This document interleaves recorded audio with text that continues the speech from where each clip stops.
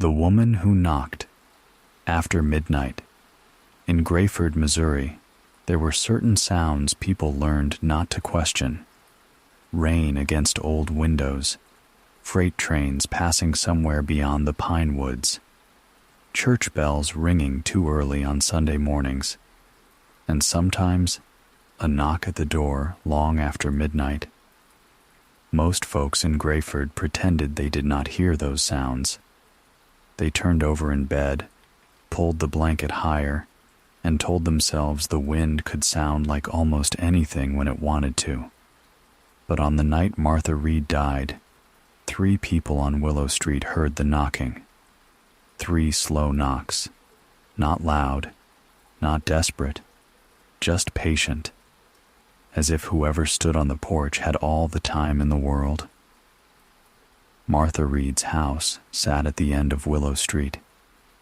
It was narrow and white, with peeling shutters, a sagging porch, and a lamp that buzzed even when the night was still. She had lived there alone since her husband died in 1988. She was 82 years old, quiet, polite, the kind of woman who brought lemon cake to church socials, but never stayed long enough to eat with anyone. People in Greyford said Martha had always been that way, but people in Greyford said many things when the truth felt inconvenient. The next morning, Martha was found in her sitting room. She was in her armchair beside the cold fireplace, wrapped in a blue wool blanket. Her Bible rested open on her lap. A half-finished cup of tea sat on the table beside her. There was no broken glass, no overturned furniture, no blood, nothing that looked like violence. The first doctor said her heart had simply stopped. At 82, that was not much of a mystery. Sheriff Daniel Cole wrote the report before noon. Natural causes. That should have been the end of it. It would have been, if not for the envelope. It was found on Martha's front porch, tucked under the edge of the doormat. Rain had soaked the paper until the corners curled, but the writing was still clear. Walter Hayes must know the truth. Sheriff Cole stared at those words for a long time before placing the envelope into a plastic evidence bag. Then he did something he did not want to do. He drove across town to Mason Road. Walter Hayes was in his kitchen when Cole arrived. The coffee was old. The clock on the wall was slow. Outside, the rain had turned the morning the color of wet ash. Walter was 69 years old, though he moved like a man carrying more than years on his back. His hair was silver. His eyes were tired. His hands had the steady patience of someone who had once built a life around noticing what other people missed. He had been a detective once, not in Greyford, in St. Louis.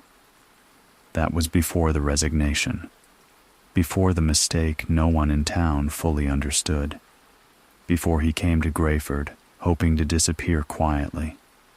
But Greyford had a habit of dragging buried things back into the light. Walter opened the door before Cole could knock twice. "Sheriff," he said. Cole removed his hat. Rain dripped from the brim onto the porch boards. "Morning, Hayes." Walter looked past him at the cruiser by the curb. "This official?" "I wish it wasn't." Walter stepped aside. Cole entered the kitchen and placed the evidence bag on the table.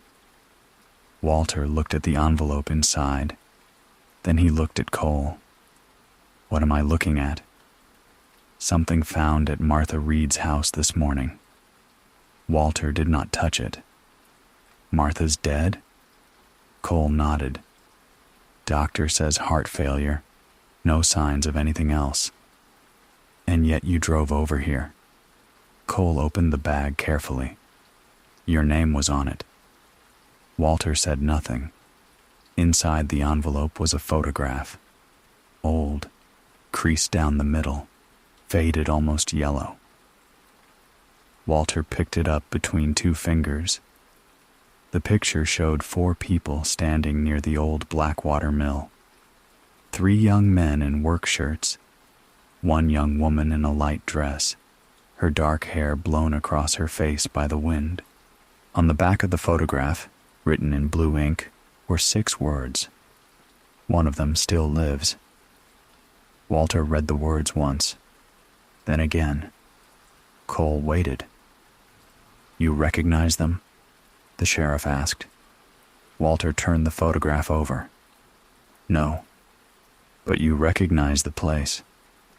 Everyone recognizes Blackwater Mill." The mill had burned down in 1980. Before that, it stood near the creek north of town, a dark wooden structure that seemed older than Greyford itself. Children were told not to play near it. Teenagers went there anyway. Walter placed the photo on the table. "Martha leave a note?" "Not that we found." "Any family?" "One niece in Kansas City. We're trying to reach her." Walter looked again at the girl in the photograph. There was something about her face. She was not smiling. Not exactly. Her mouth was curved like someone had told her to look happy, and she had decided not to give them the satisfaction. Walter had seen that look before. Not on her. On victims. On people who already knew they were standing too close to danger but had not yet found the door. "What year?" Walter asked. "No date," Cole said, "but late 70s maybe." Walter placed the photo down. "Then we start with the library." Cole gave a short laugh. "I already called Emily." Of course he had. Emily Carter ran the Greyford Public Library the way some generals ran battlefields.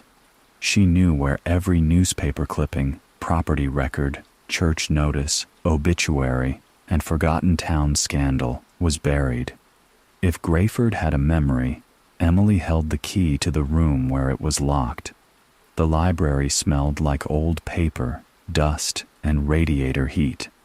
Emily was waiting in the archives room with a stack of newspapers already on the table.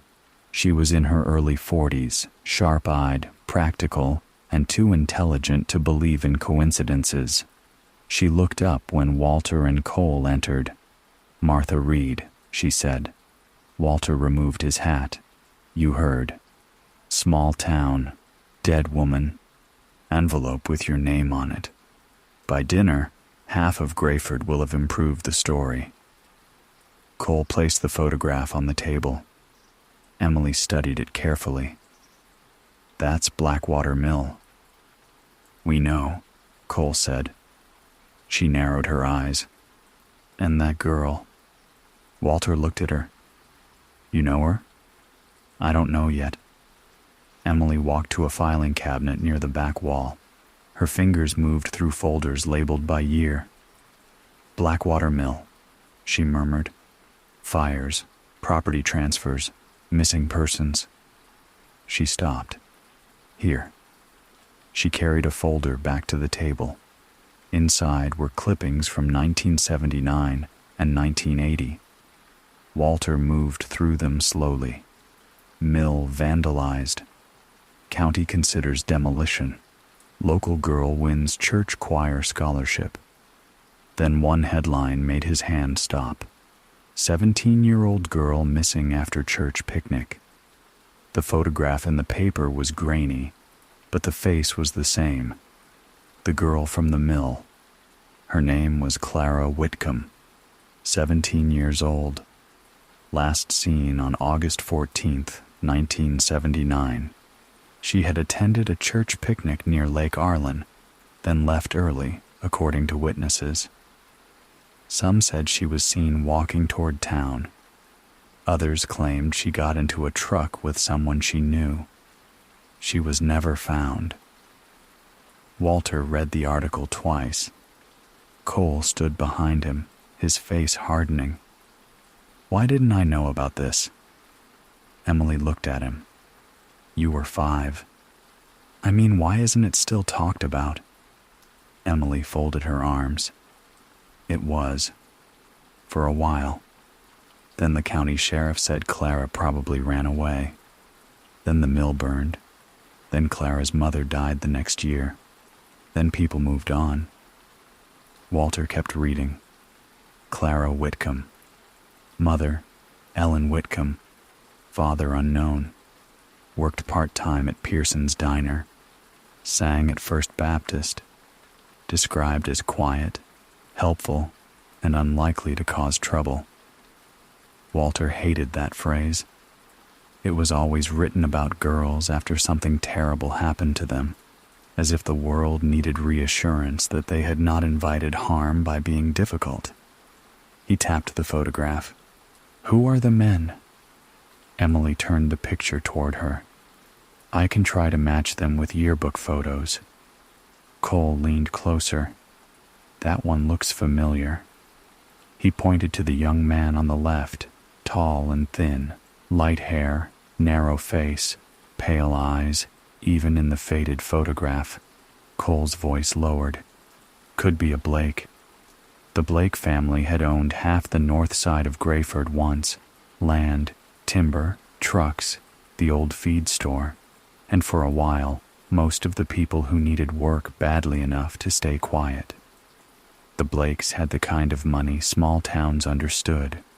Courthouse money, bank loan money, funeral home money. The kind of money that did not make you famous, only untouchable. Walter looked at Emily. Blake family have a son around Clara's age. 2, Emily said. Richard and Thomas. Richard died in a car accident in 1986. Thomas still lives outside town. Cole exhaled. Tom Blake. Emily nodded. Former city council. Owns Blake Storage now. Walter turned the photograph over again. One of them still lives. It was never the dead who worried him. The dead kept their secrets unless someone living needed them buried. They went to see Frank Miller next. Frank's auto shop sat beside the highway, where rusted signs and old tires leaned against the walls like defeated men. Frank had known every engine, every drunk, every back road, and every family argument in Greyford since before Walter arrived. He was under the hood of a Ford pickup when they walked in. Not buying, not selling, Frank said without looking up. And if you're here about the Buick, it was like that when I got it. Walter placed the old photograph on the fender. Frank glanced at it. Then he stopped moving. The whole shop seemed to quiet around him. Cole noticed. Walter did too. You know them, Walter said. Frank wiped his hands on a rag that was already too dirty to help. Where'd you get that? Martha Reed's porch. Frank looked toward the open garage door, as if the rain might be listening. Martha's dead. This morning, Cole said. Frank swallowed. Then you boys ought to leave it alone. Walter's eyes stayed on him. That's usually what guilty men say. Frank gave him a tired smile. Then lucky for me, I'm just old. He picked up the photograph. His thumb hovered over the girl's face but did not touch it. Clara Whitcomb, he said softly. You knew her? Everybody knew Clara. Not well, but enough. And the men? Frank's mouth tightened. Left is Tommy Blake. Middle is Ray Dobbs. Right is Eddie Quinn. Cole wrote the names down. Dobbs still around? Dead. Hunting accident in 91. Eddie Quinn? Moved away. Arkansas, maybe. Heard different stories. And Tom Blake? Frank laughed once, without humor. Tom Blake's still breathing, if that's what you're asking. Walter watched him. What happened to Clara? Frank put the photograph down. She disappeared. That's not what I asked. Frank's eyes met his. For a moment, the old mechanic looked less like a man and more like a boy caught standing near a fire he had helped start. There were rumors, Frank said. There are always rumors. These were worse. Cole stepped closer. What kind? Frank looked away. That Clara was seeing one of the Blake boys, that she was pregnant, that she wanted to leave town, that she had a letter, that she was scared. Walter felt the shape of the case beginning to form. Not clearly. Not yet. But enough. What did Martha Reed have to do with her? Walter asked. Frank's face changed, just slightly, but Walter saw it. Martha taught Sunday school. She knew Clara. Everybody at First Baptist knew Clara. Frank. The mechanic's shoulders sank. Martha was the last person Clara trusted. Rain hammered on the metal roof. Cole's pen stopped moving. What does that mean? He asked. Frank rubbed his forehead. My mother cleaned the church back then. She saw Clara with Martha the night before Clara vanished. Clara was crying. Martha had her arms around her. Did your mother report that? Frank almost smiled. To who? Sheriff Harlan? He drank coffee with the Blakes every morning. Walter looked toward the road outside. A logging truck hissed past through the rain. Why didn't you ever say anything? Frank's voice turned rough. I was 19. My father needed work. My brother needed medicine. Blake Timber signed both checks. Walter did not answer. He understood cowardice better than most men. It came in many forms. Some wore uniforms. Some wore wedding rings. Some looked exactly like survival. Tom Blake lived north of Greyford, past the cemetery and the closed sawmill, in a brick ranch house behind a black iron gate. The gate was new. The house was old. That told Walter something.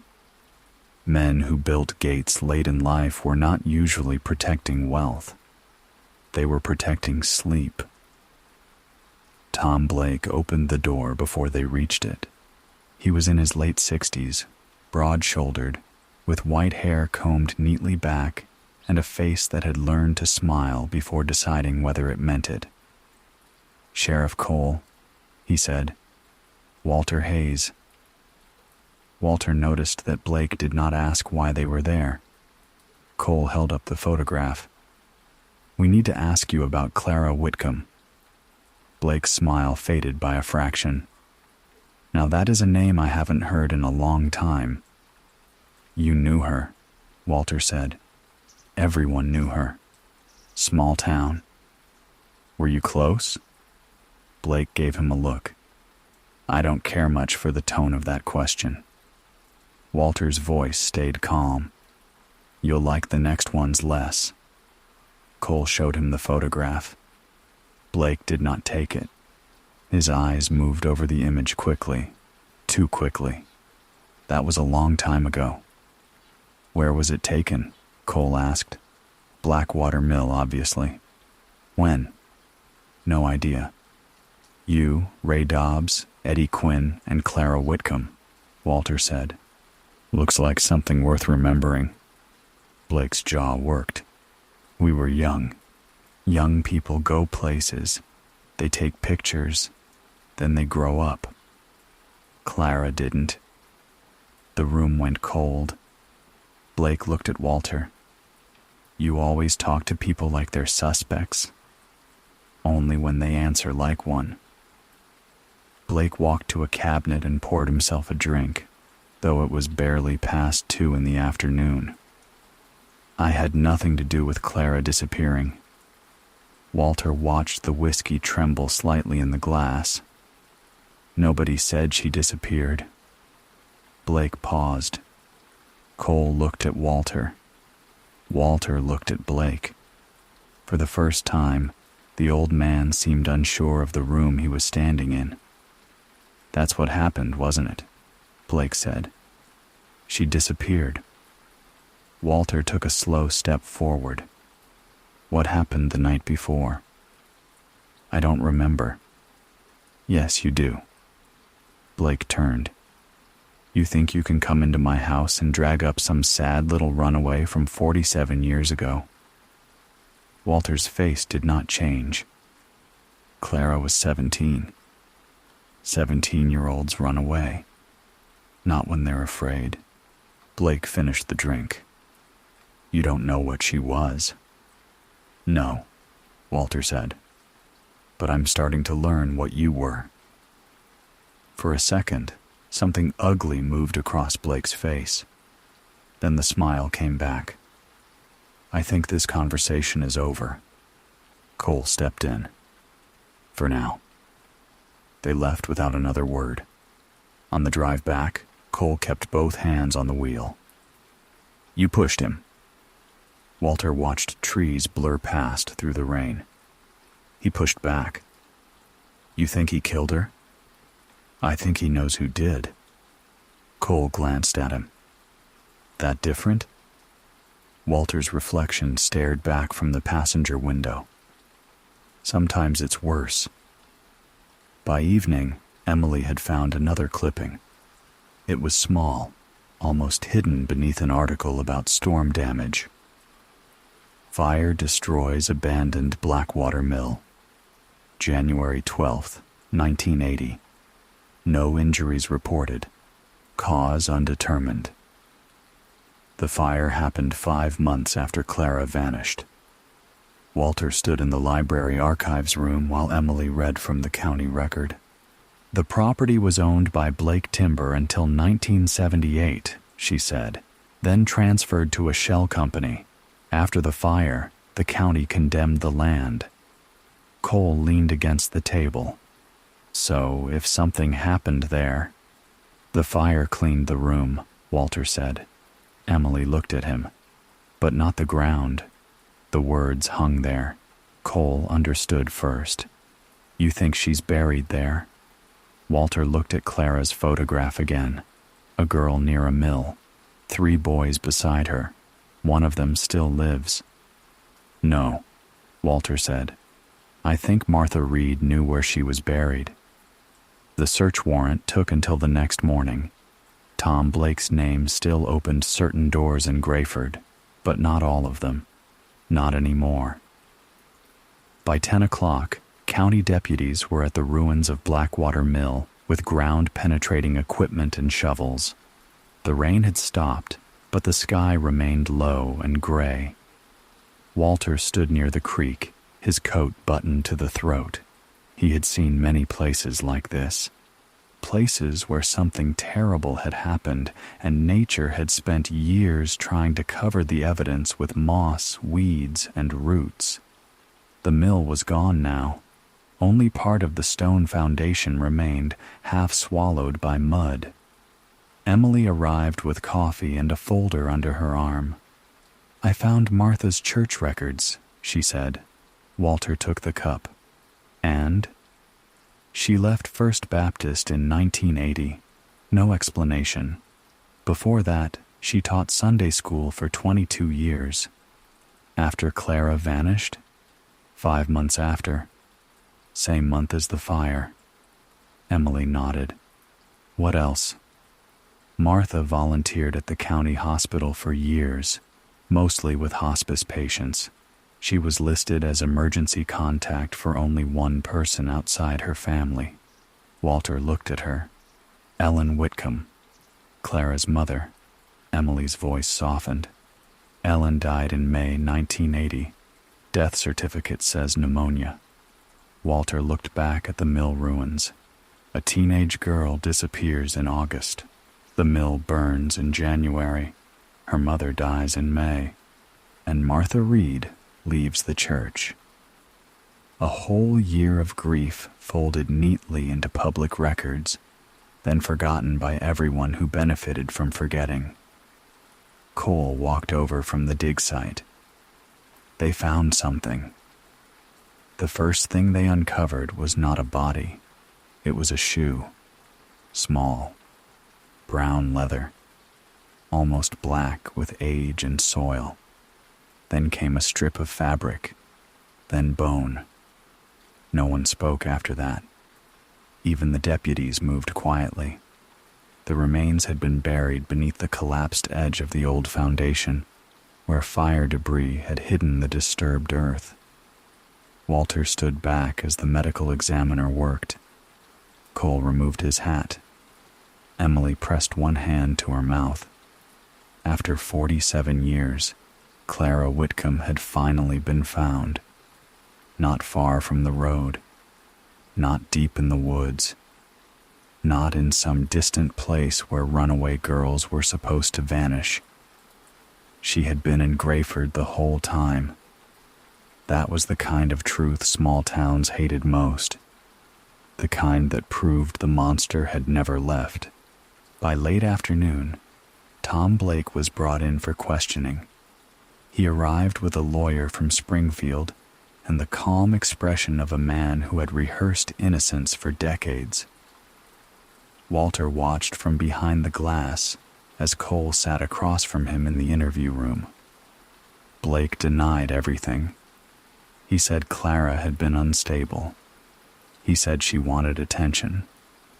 He said the photograph meant nothing. He said Ray Dobbs was dead and Eddie Quinn was gone, so there was no one left to contradict him. Walter listened for a while. Then he entered the room. Blake looked annoyed. "I thought this was official police business." Walter sat down across from him. "It is. You're not police." "No." "Then I don't have to speak to you." Walter placed the photograph on the table. "You never had to speak to anyone. That was the problem." Blake's lawyer started to object, but Cole raised a hand. Walter leaned forward. "Martha Reed kept your secret for 47 years. Blake's expression did not move. She knew Clara came to her. She knew Clara was scared. She knew Clara was pregnant. For the first time, something flickered in Blake's eyes. "There's no proof of that." Walter nodded. "No, not yet." Blake smiled. "Then you have nothing." Walter took a folded paper from his coat pocket. Emily Carter found something in Martha's Bible. Cole looked surprised. He had not known that. Neither had Blake. Walter unfolded the paper. It was old, brittle, and written in careful handwriting. Not Martha's, Clara's. Walter began to read. "Mrs. Reed, if something happens to me, please don't let them say I ran. I'm afraid of Tommy. I'm afraid of Ray. Eddie said he would help me, but I don't know if he will. I don't want my mother to know yet. I only wanted to leave. I'm sorry. Clara." Blake's face changed. Not much, but enough. His lawyer leaned toward him. "Do not say anything." Walter kept his eyes on Blake. She trusted Martha. Martha kept the letter. Maybe she was afraid. Maybe she thought no one would believe her. Maybe she carried that guilt every day until she died. Blake's fingers tapped once against the table. Walter noticed. "Ray killed her, didn't he?" Blake looked at him. "Ray was always the violent one. Eddie was the weak one. And you were the one with the name worth protecting." Blake said nothing. Walter let the silence stretch. "That night at the mill," Walter said, "Clara told you she was leaving. Maybe she wanted money. Maybe she wanted you to admit the child was yours. Maybe she just wanted you to stop following her." Blake's breathing changed. Ray lost his temper. Walter continued. Eddie panicked. You cleaned up the mess. Blake's lawyer spoke sharply. This is speculation. Walter did not look at him. The mill burned 5 months later because Martha Reed started asking questions. That hit. Blake's mouth opened slightly, then closed. Walter knew then, not everything, but enough. Martha knew Clara didn't run, Walter said. Maybe she didn't know where the body was at first, but she found out, and when she was old enough to stop being afraid, she sent for me. Blake looked at the table. Your name was on the envelope, he said. Cole sat up. Walter did not blink. Blake's lawyer turned toward him. Tom. But it was too late. Walter's voice was quiet. How did you know about the envelope? The room went still. Cole leaned forward. We never released that. Blake stared at Walter. His lawyer closed his eyes. Walter let the silence do the work. Then Blake whispered, She should have left it buried. It was not a confession to murder. Not yet. But it was the first crack in a wall that had stood for almost half a century. They arrested Tom Blake for obstruction, evidence tampering, and pending charges related to Clara Whitcomb's death. It was not everything Walter wanted. Justice, like old men, often arrived late and limping. That night, Walter returned to Martha Reed's house. Cole had offered to come with him. Walter said no. Some houses needed only one visitor at a time. The porch boards groaned beneath his weight. The envelope was gone. Police tape fluttered at the doorway. The porch lamp buzzed in the damp air. Inside, the house smelled faintly of tea, dust, and old flowers. Walter stood in the sitting room where Martha had died. Her chair was empty now. The blue blanket had been taken as evidence. The Bible, too. But the room still felt occupied. Not haunted. Not exactly. More like it had been waiting a long time to exhale. Walter looked at the fireplace mantel. There were 3 framed photographs. One of Martha and her husband, one of a church choir from the 1970s, and one of Martha much younger, standing beside a girl Walter now recognized, Clara Whitcomb. They were both smiling, truly smiling.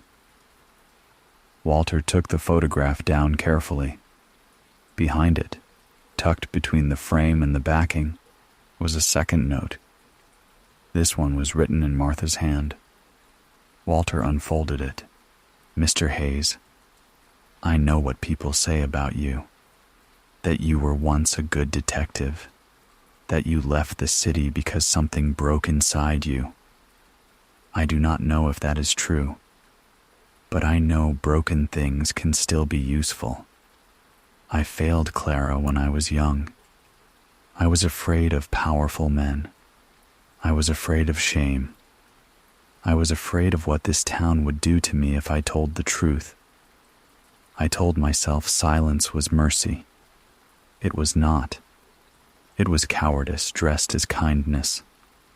If you are reading this, then I am gone, and I have finally done the only brave thing left to me. Please find her. Please let her mother know I am sorry, wherever souls are allowed to hear such things. Martha Reed. Walter read the note once, then folded it back with great care. Outside, a car passed slowly on Willow Street. For a moment, Walter thought of Clara beneath the mill, of Martha in the chair, of Tom Blake behind his gate, of all the people in Greyford who had mistaken silence for peace. He placed the note in his coat pocket. As he turned to leave, something sounded from the front porch. 3 knocks, slow, patient. Walter did not move. The house was quiet. The rain had stopped hours ago. He walked to the door and opened it. No one stood outside, only the porch, the street, the cold night air. Then Walter looked down.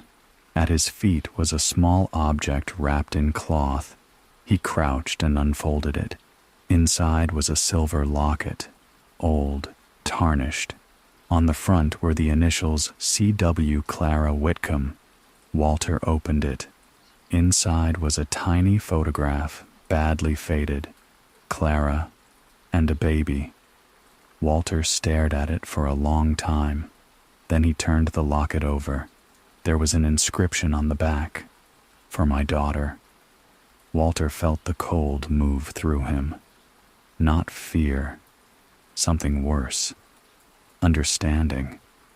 Clara had not only been pregnant, the child had been born.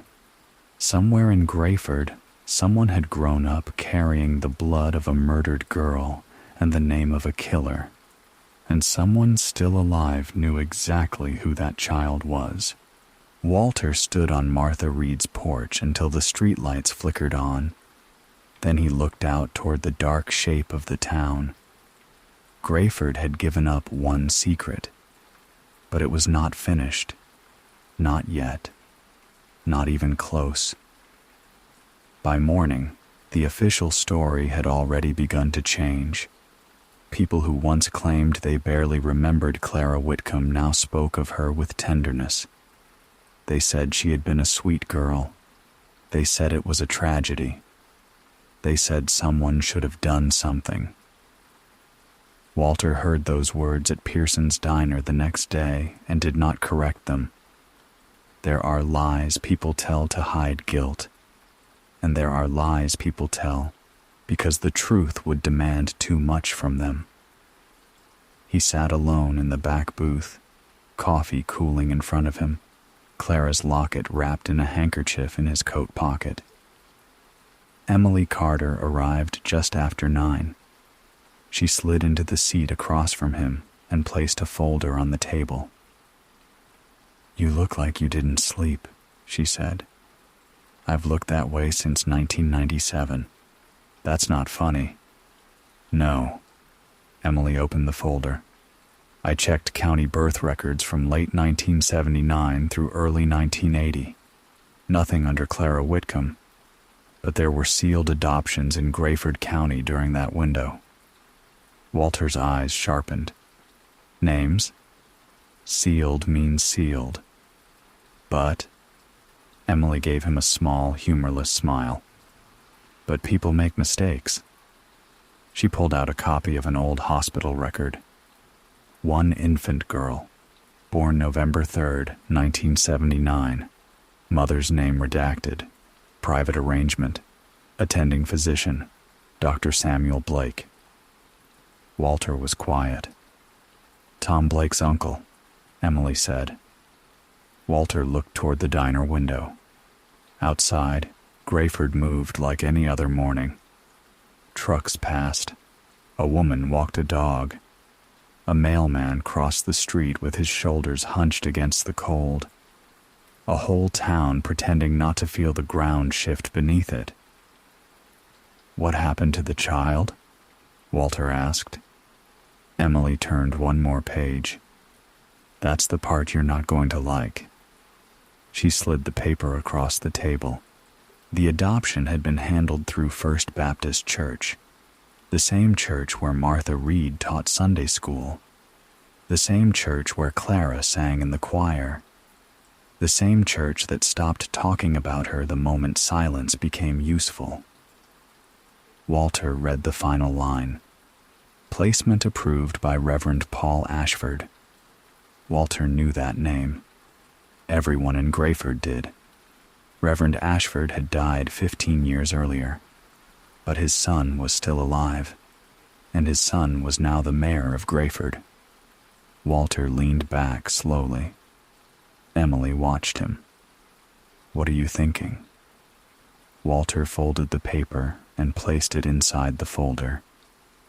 "I'm thinking Clara Whitcomb didn't disappear because one boy lost his temper." He looked out at the town again.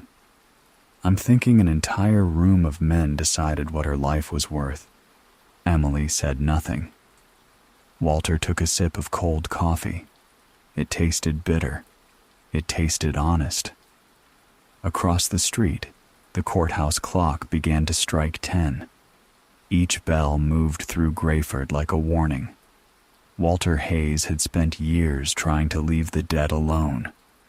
But the dead in Greyford had learned how to knock. And this time, Walter was listening.